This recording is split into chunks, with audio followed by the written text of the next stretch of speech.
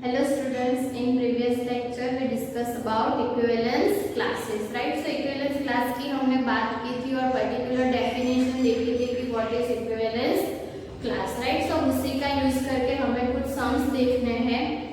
So first हम लोग देखेंगे हमने question number 7 तक already discuss किया था exercise 1.1 में. So अब हम start करते हैं with question number 8, right? So question number 8 में हमें दिया हुआ है 1 2 3 4 5, राइट.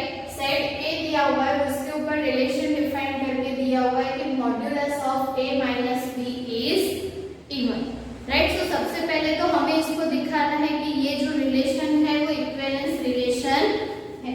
अगर इक्विवेलेंस रिलेशन की बात करनी है तो सपोज हम इसकी पेयर्स लिखेंगे तो पेयर क्या मिलेगी. तो फर्स्ट ऑफ ऑल तो 1 1 2 2 3 3 4 4 5 सारी पेयर होगी क्योंकि सभी में a माइनस बी करेंगे तो 0 मिलेगा, राइट. उसके बाद अगर हम लोग बात करें तो 1 के साथ कौन से एलिमेंट्स होंगे 1 3 एंड 1 5. 1 3 1 5 है तो 3 1 5 1 b 1 होगा क्योंकि मॉड्यूलस है, राइट. उसके बाद 2 के साथ अगर हमें बात करनी है तो 2 के साथ कौन सा एलिमेंट होगा 4, राइट. दैट मींस कि 2 4 तो 4 2 भी होगा, राइट. उसके बाद अगर हम लोग 3 की बात करें तो 3 के साथ 1 होगा एंड 5 होगा, राइट. सो 3 के साथ 1 हमने ऑलरेडी लिख लिया है, राइट. 3 1 सो ये 3 5 5 3, राइट. 4 की अगर बात करें तो 4 के साथ सिर्फ 2 होगा तभी हमें इवन मिलेगा, बाकी के सारे में तो हमें ऑड नंबर्स मिलेंगे, राइट. अगर हम a माइनस बी करते हैं तो ओके. सो 4 में भी सेम एंड 5 में किसके साथ पेयर होगी तो 3 के साथ एंड 1 के साथ. तो 5 को 1 के साथ हमने ऑलरेडी लिख लिया, राइट. 5 1 फिर 5 3, राइट. एंड 5 5 भी हमने लिख लिया है तो टोटल हमें इतने एलिमेंट्स मिलेंगे. अब ये पर्टिकुलर रिलेशन को ध्यान से देखोगे तो ये ऑब्वियसली इक्विवेलेंस रिलेशन है. क्यों है? 1 से लेके 5 तक सारे खुद की इमेज वाली पेयर 1 1 2 2 3 3 4 4 एंड 5 5 सारे रिलेशन में, राइट. ऑब्वियसली सिमेट्री भी है. 1 3 है तो 3 1 है, 1 5 है तो 5 1 है, राइट. फिर 2 4 है तो 4 2 है, 3 5 है तो 5 3 है, राइट. सो ये जो रिलेशन है वो सिमेट्रिक भी होगा. एंड अगर ट्रांजिटिव की बात कर रहे हैं तो कोई भी एलिमेंट ले लो कि सपोज आप लोग ले रहे हो 1 5 एंड 5 1 तो 1 1 बिलोंग्स टू r. ऐसा कोई भी पेयर के लिए करोगे तो आप लोगों को पता चल जाएगा कि जो पर्टिकुलर रिलेशन है वो इक्विवेलेंस रिलेशन है. ओके. इन जनरल लिखना तो आप लोग ऐसा लिख सकते हो कि for some element a belongs to a minus a is even always होगा. फिर अगर modulus of a minus b 1 है तो b माइनस a भी 1 होगा तो वो सिमेट्रिक भी होगा, राइट. एंड अगर ट्रांजिटिव की बात कर रहे हो तो a minus b is even, b minus c is even. और ये सारे जो है वो पर्टिकुलर नेचुरल नंबर्स है, राइट, एलिमेंट्स. तो जब भी आप लोग करोगे a माइनस c तो वो भी हमें इवन ही मिले, राइट. वो आप लोगों को पता है, राइट, कि दो यहाँ पे आप लोग एलिमेंट्स लोगे और उसका जो सब्सट्रैक्शन है वो इवन है. फिर b माइनस सी का भी 1 है, दोनों का एडिशन करोगे तो वो b भी कैंसिल हो जाएगा और a माइनस सी भी आप लोगों को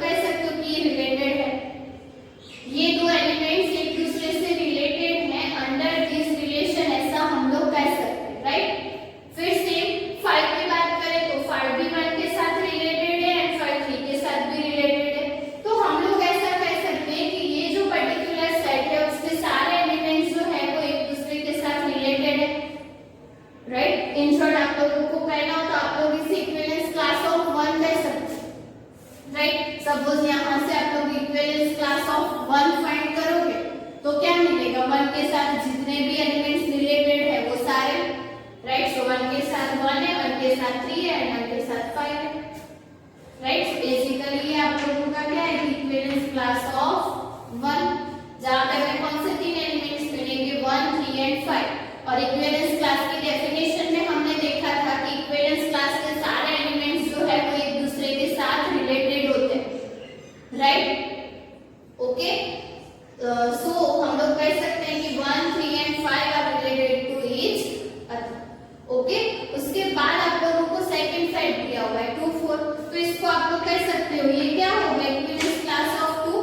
बाय डेफिनेशन आप लोग देख सकते हो कि अगर आप लोग इक्विवेलेंस क्लास ऑफ 2 फाइंड करोगे तो कौन से एलिमेंट्स मिलेंगे, 2 एंड 4, राइट। एंड अगर 2 एंड 4 मिल रहा है दैट मींस आप लोग कह सकते हो कि 2 4 के साथ रिलेटेड है, 4 2 के साथ रिलेटेड है, राइट। उसके अलावा 2 खुद के साथ होगा और 4 भी खुद के साथ होगा, उसके अलावा आप लोगों के पास दूसरे कोई पेयर नहीं। सो हम लोग कह सकते हैं कि 2 4 के साथ रिलेटेड है, 4 2 के साथ रिलेटेड है, दैट मींस कि इक्विवेलेंस क्लास के सारे एलिमेंट्स जो है वो एक दूसरे के साथ रिलेटेड है।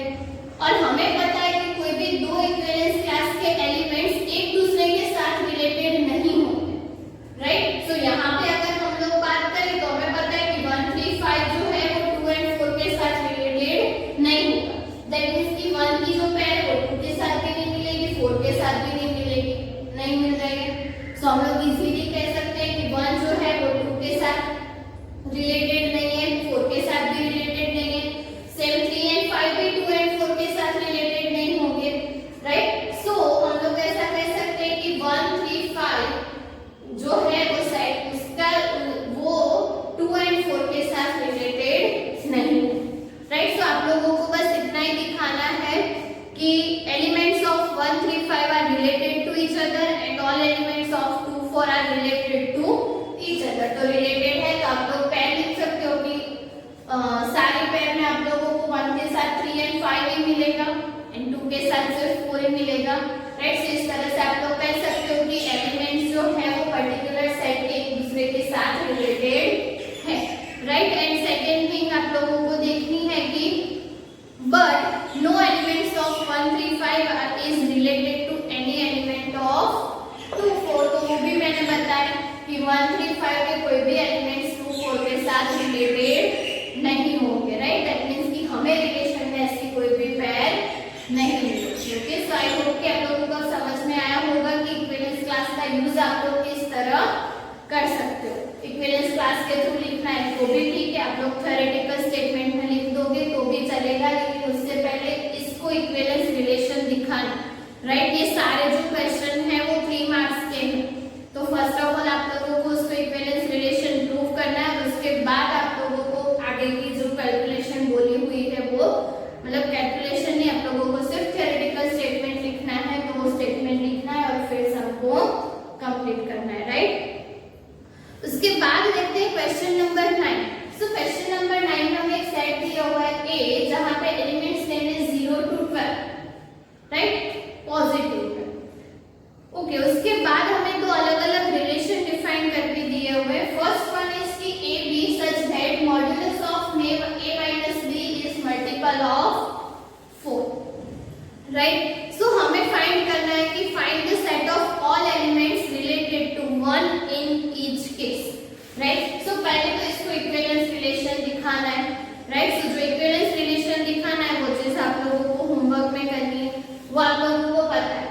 कैसे फाइंड करोगे, तो a माइनस a लोगे तो obviously a minus a is multiple of 4, तो वो ट्रू होगा, दैट मींस कि a belongs to r, that means relation is reflexive, right. Suppose a minus b modulus में मल्टीपल ऑफ 4 है तो मॉड्यूलस में b माइनस a भी multiple of 4 ही होगा, तो a b belongs to r implies क्या हो जाएगा, b a belongs to r, right. So वहां पे रिलेशन क्या होगा, symmetric. And third one is कि a minus b is a multiple of 4 and b minus c is multiple of 4।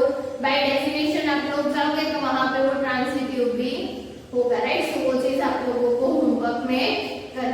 हम अभी बात करते हैं कि find the set of all elements related to 1, right. So related to 1 in short हमें क्या find करना है, equivalence class of 1, right. So इसके लिए हमें क्या फाइंड करना है, सिंपल से चीज है equivalence class of one find करना है। डेफिनेशन क्या है, x belongs to a such that x a की जगह हमारे पास क्या है 1 which is belongs to r।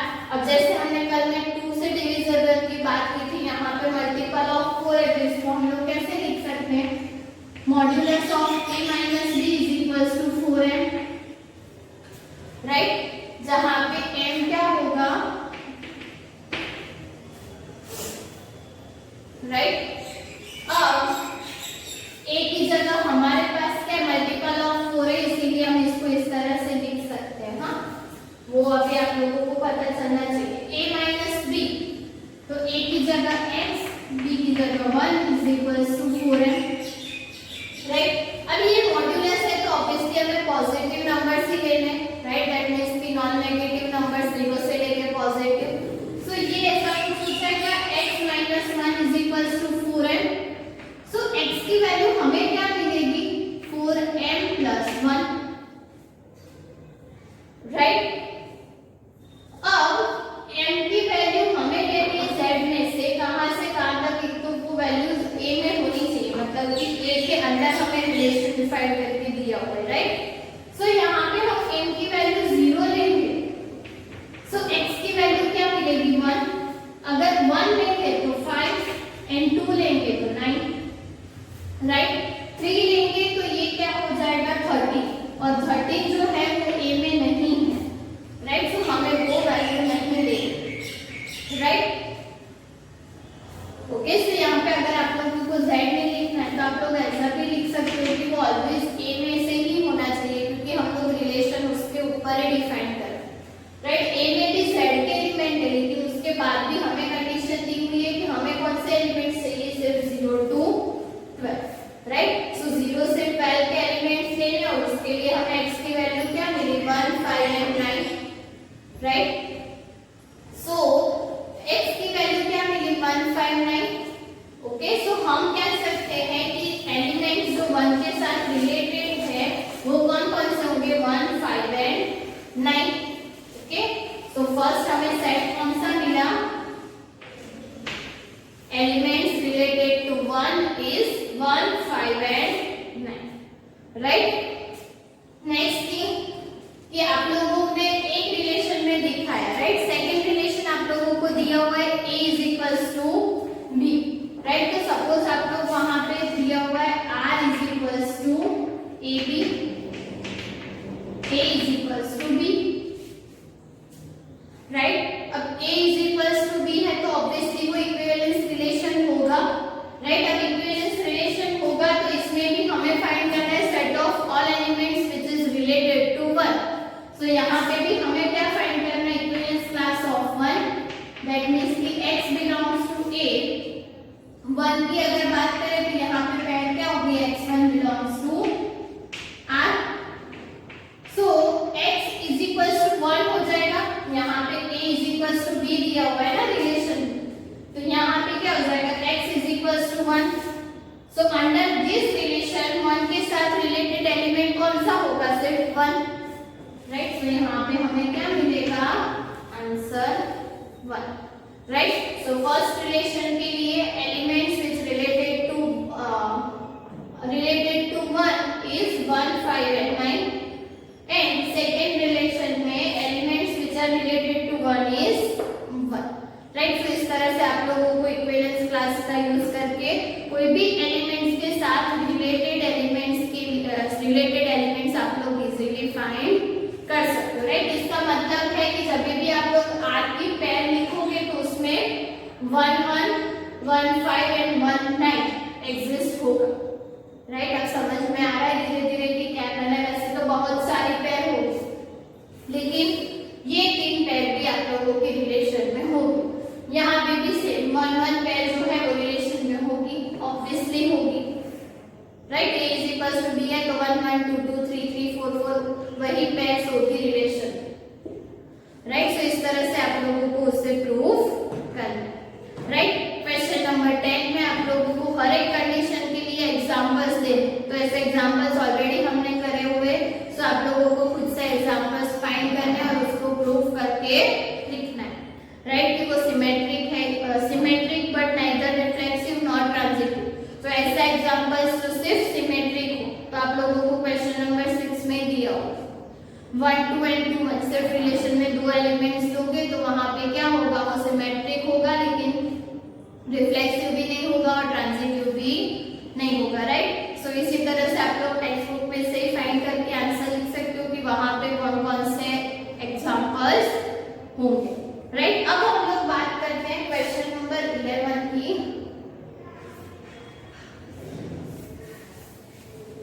So question number 11 में भी सेम कि आप लोगों को अब हर एक क्वेश्चन में उसको इक्विवेलेंस रिलेशन तो प्रूव करना ही है, right.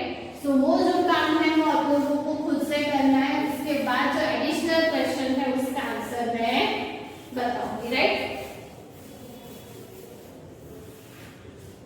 So first of all आप लोगों को क्वेश्चन नंबर 11 में क्या दिया हुआ है कि सेट ए दिया हुआ है कि set A of points in a plane given है, राइट। सो हमारा जो सेट ए है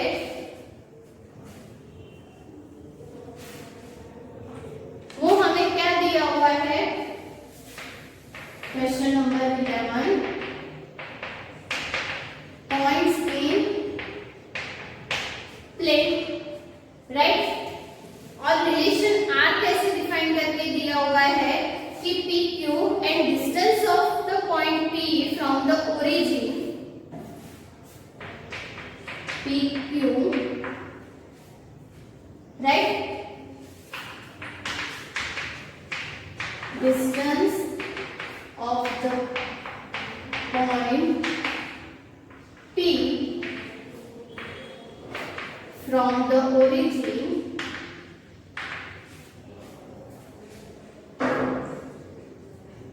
is same as the distance of the point Q from the origin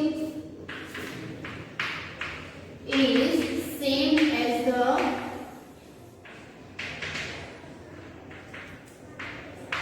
distance of point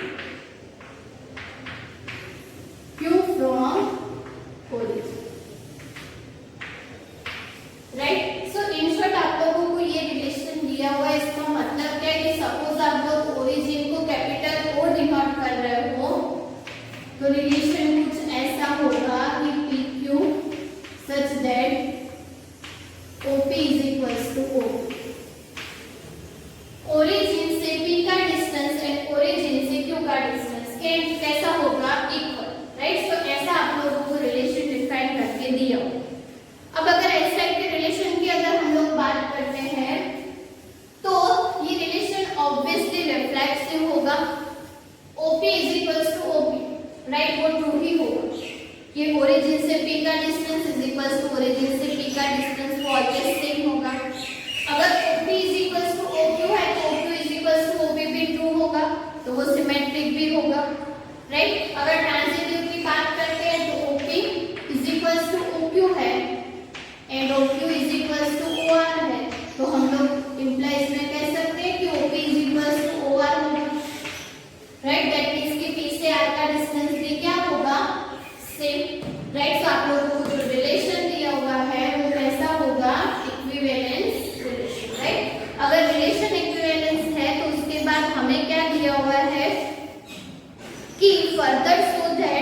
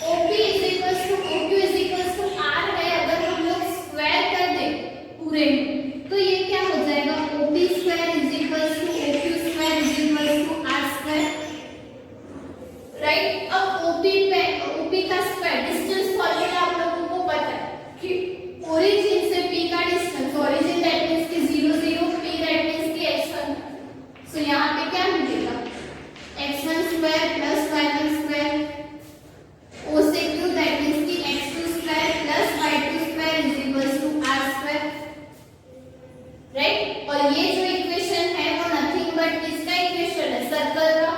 हमें पता है कि x1² + y1² = 8² जो है वो सर्कल का इक्वेशन है, राइट, जिसका सेंटर क्या होगा 0 0, राइट। सो हमने दिखा दिया कि P के साथ रिलेटेड जितने भी पॉइंट्स है वो कौन से फॉर्म में होंगे, सर्कल के फॉर्म में। छड़ ऐसा कुछ होगा कि ओरिजिन से सम P का डिस्टेंस सेम है, हम लोग ले लेते हैं कि ओरिजिन से कोई Q का डिस्टेंस भी सेम है एंड ओरिजिन से सम R का डिस्टेंस भी सेम है, और ये डिस्टेंस कितना है R।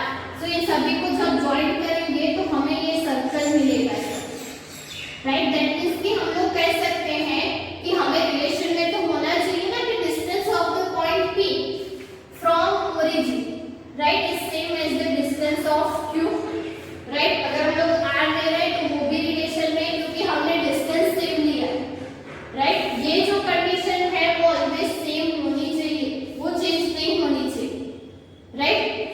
सो इसका सेंटर क्या होगा ओरिजिन, और ये सभी सेम डिस्टेंस वाले पॉइंट को अगर हम लोग इकट्ठा करेंगे तो हमें क्या मिलेगा, सर्कल, राइट। तो ऐसा कुछ हमने देखा, राइट। सो आप लोग कह सकते हो कि P के साथ रिलेटेड जितने भी एलिमेंट्स हैं, यहाँ पे Q है, सपोज R ले लो, S ले लो, T ले लो, वो सारे उसके साथ मिलके क्या फॉर्म करेंगे, सर्कल बनाए, राइट। सो कुछ इस तरह से आप लोगों को वो चीज प्रूव करनी है, राइट। नेक्स्ट थिंग की बात करें क्वेश्चन नंबर 12, तो क्वेश्चन नंबर 12 में हमें दिया हुआ है कि set A of all triangle, right. So question number 12 में हमें क्या दिया हुआ है कि A is set of all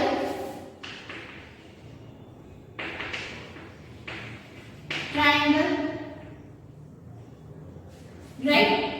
and relation हमें कैसे डिफाइन करके दिया हुआ है, तो R is equals to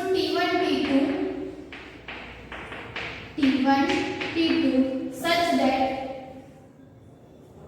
T1 is similar to T1 is similar to T, right. अब सेट ऑफ ऑल ट्रायंगल है और हमें ट्रायंगल की इक्वालिटी दी हुई, राइट। सो इक्वल्स ट्रायंगल की बात आप लोग ऑलरेडी 9th स्टैंडर्ड में 10th स्टैंडर्ड में कर चुके हो, राइट। सो आई होप कि अब बहुत सारी चीजें हमें डिटेल में नहीं डिस्कस करनी पड़ेगी, लेकिन अभी हमें बात करनी है सिर्फ रिलेशन। तो अगर आप लोगों को दिया हुआ है कि T1 is similar to T, तो आप लोग ऐसा कह सकते हो कि T1 अगर हम लोग ले रहे हैं तो T1 is similar to T1, तो वो रिफ्लेक्सिव होगा, right. T1 is similar to T2 है तो T2 is similar to T1 भी होगा, तो वो सिमेट्रिक भी होगा, राइट। मैं जो बोल रही हूँ आप लोगों को थ्योरेटिकल स्टेटमेंट्स में लिखना है, राइट। तो वो लिखना पूरा।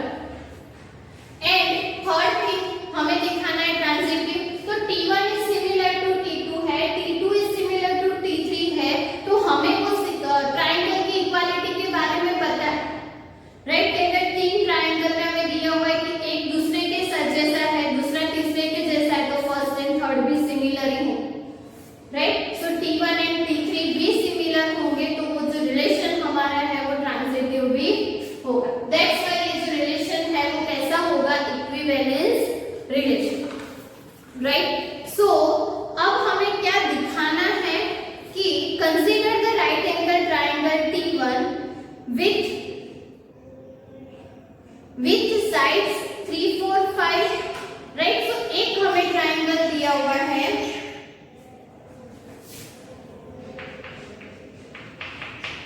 T1 हमें कंसीडर करना है जिसकी साइड्स क्या है 3 4 5, 3 4 5।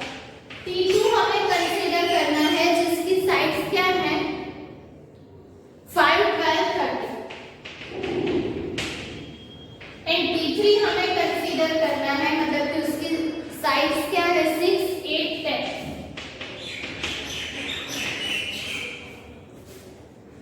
राइट।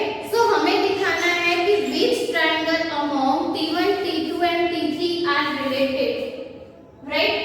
सो हमें पता है कि दोनों ट्रायंगल अगर रिलेटेड है तो वो रिलेशन में होने चाहिए, और वो रिलेशन में होने के लिए क्या होना चाहिए, वो दोनों सिमिलर होने चाहिए। अब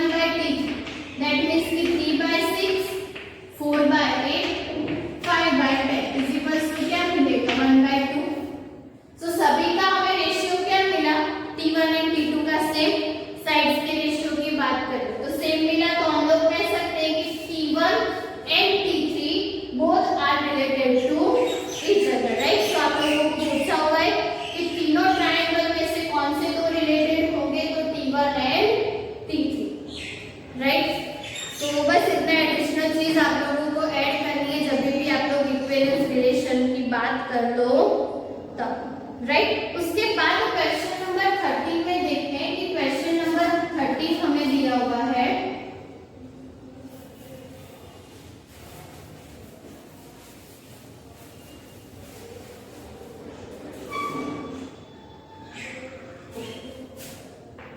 क्वेश्चन नंबर 13 की बात करें तो 13 में हमें दिया हुआ है कि so that the relation R defined in the set A of all polygons, right. तो ये क्या है, set of all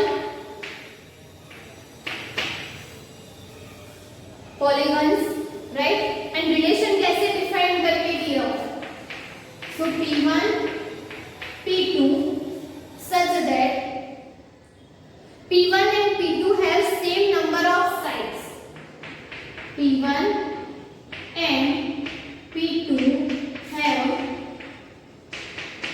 same number of sides, right। so polygon के बारे में हमें पता है कि नंबर ऑफ साइड्स है तो उसके मतलब कि शेप जो है वो नंबर ऑफ साइड्स के अकॉर्डिंग चेंज होते रहेंगे, राइट। सो जब भी हम लोग बात करें इसकी इक्विवेलेंस रिलेशन की तो P1 and P1 have same number of sides तो वो ट्रू है, राइट। सो वो रिफ्लेक्सिव होगा। अगर P1 and P2 have same number of sides है तो P2 P1 भी सेम नंबर ऑफ साइड्स ही होंगे, सो वो सिमेट्रिक भी होगा, राइट। एंड अगर ट्रांजिटिव की बात करें तो ट्रांजिटिव में हमें क्या देखना है कि अगर P1 P2 have same number of sides है तो and P2 P3 have same number of sides है तो हमें P1 P3 के भी सेम नंबर ऑफ साइड्स मिलेंगे। अब नंबर ऑफ साइड्स तो चेंज होने वाले नहीं है, राइट। सो वो ट्रांजिटिव भी होगा। सो आप लोगों को जो पर्टिकुलर रिलेशन दिया हुआ है वो इक्विवेलेंस रिलेशन होगा, राइट। एंड जैसे मैंने बोला कि आप लोगों को वो सारी चीजें लिखनी है जो मैंने अभी 2 मिनट में बोली, राइट। सो उसमें आप लोगों को क्या दिया हुआ है कि what is the set of all elements in A related to the right angle triangle T. अब राइट एंगल ट्राइंगल दिया हुआ है, उसकी साइड्स हमें दी हुई है 3 4 5, राइट। और इसके साथ रिलेटेड हो ऐसे हमें इसके साथ रिलेटेड हो ऐसे एलिमेंट्स का सेट हमें फाइंड करना है, शॉर्ट, राइट। तो जब भी हम लोग बात करें तो सपोज ये T, राइट। तो हमारे पास रिलेशन क्या है P1 P2 जो किससे डिफाइंड है कि P1 P2 have same number of sides. तो वैसे तो आप लोगों को यहीं से क्लियर है कि इसके साइड्स नंबर ऑफ साइड्स कितने हैं 3, और अगर 3 नंबर ऑफ साइड्स है उसको रिलेटेड दिखाना है तो जो सेकंड पॉलीगॉन होगा उसके भी नंबर ऑफ साइड्स कितनी होनी चाहिए 3, और 3 नंबर ऑफ साइड्स होते हैं तो ऐसे पॉलीगॉन को हम लोग क्या कहते हैं, triangle. So set of all triangles वो आप लोगों का आंसर होगा। बाय द वे इसको लिखना कैसे है, तो सपोज हम लोग लिखते हैं कि R हमारा क्या है P1 P2 such that P1 and P2 have same number of sides, right. तो हमारे पास अब ये ट्रायंगल कौन सा है T, तो हम लोग ऐसा लिखेंगे कि रिलेशन क्या हो जाएगा T and P2, right. Suppose हमने ले लिया T एंड P2 या तो P1 ले लो कोई फर्क नहीं, राइट। सो ये क्या हो जाएगा T and P2 have same number of sides, right. अब इन दोनों के नंबर ऑफ साइड्स इक्वल है। हमें पता है कि T के पास कितने नंबर ऑफ साइड्स हैं 3,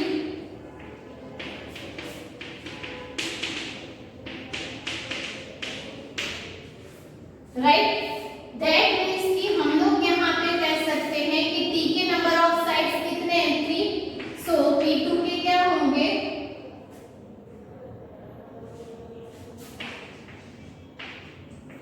P2 has 3 साइड, तभी तो वो इसके साथ रिलेशन में होगा, राइट। एंड P2 जो है उसके 3 साइड्स है, इसका मतलब क्या है कि P2 is a set of all triangles, right. P1 P1 has 3 sides, तो P1 क्या होगा? Set of all triangles. यहाँ पे हमें क्या मिलेगा? Therefore P1 is set of all triangles, right? So ये जो T के साथ रिलेटेड हो वो पर्टिकुलर पॉलीगॉन क्या होगा? Set of all triangles, right? तो आप लोग लिख सकते हो कि set of all triangles is related to right angle triangle T, right? So इस तरह से आप लोगों को उसका आंसर लिखना है। वैसे ओरली भी मैंने बताया कि आप लोग देख सकते हो कि यहाँ पे राइट ट्राइंगल ही मिलेंगे, राइट? 3 साइड्स है और 3 साइड्स में हमें पता है कि क्या होंगे? Triangle, number of sides are equal है, तो हमें उसके साथ रिलेटेड कौन सा पॉलीगॉन मिलेगा? Which is triangle, right? 3 sides होंगे। ओके, उसके बाद क्वेश्चन नंबर 14 की बात करते हैं।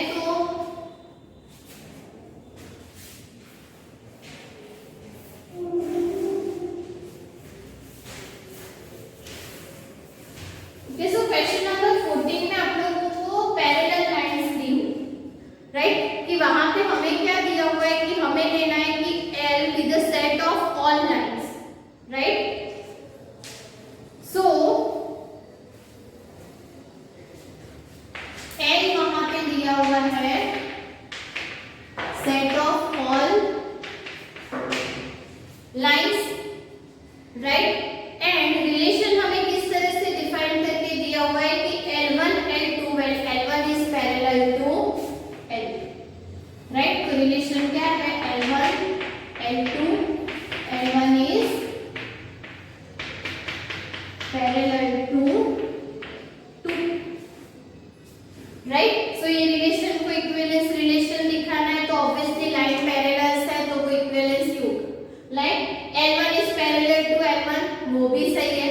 L1 पैरेलल टू L2 है, ऐसा कुछ होगा? 2 लाइंस आप लोग ले रहे हो L1 L2, तो L1 L2 से पैरेलल है तो L2 भी L3 से पैरेलल होगी, सॉरी L1 से, राइट? फिर L1 L2 ले रहे हो तो L1 is parallel to L2 and L2 is parallel to some L3, so L1 and L3 भी पैरेलल होंगे। सो वो हमारा रिलेशन जो है वो कैसा होगा? Equivalence relation. पैरेलल के लिए ट्रू है, जब भी हम लोग परपेंडिकुलर की बात करते हैं तो परपेंडिकुलर लाइंस के लिए वो कभी भी इक्वल, मतलब कि वो इक्विवेलेंस रिलेशन नहीं होगा। वो एग्जांपल आप लोगों को दिया हुआ है टेक्स्ट बुक में, तो वो देखो, right?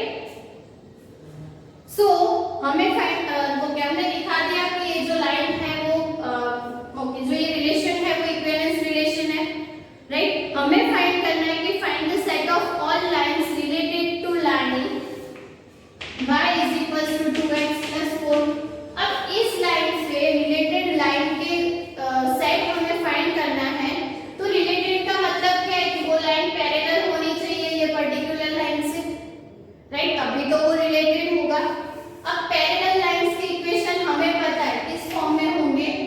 y is equals to 2x plus k, सिर्फ कांस्टेंट, दैट मींस वो स्लोप कांस्टेंट चेंज होगा, राइट? दैट मींस कि y is equals to 2x plus k, okay? So इस ये लाइन के साथ रिलेटेड हो ऐसे लाइंस का अगर हमें सेट बनाना हो तो हम लोग क्या लिख सकते हैं? R is equals to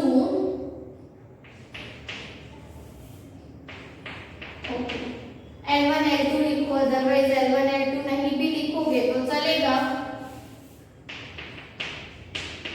x y such that y is equals to 2x plus k, k belongs to, right? So ये जो है हमारा फाइनल आंसर हो। ओके, सो यहाँ पे हमारे सारे क्वेश्चंस कंप्लीट होते हैं। नेक्स्ट हम लोग टाइप्स ऑफ फंक्शंस की बात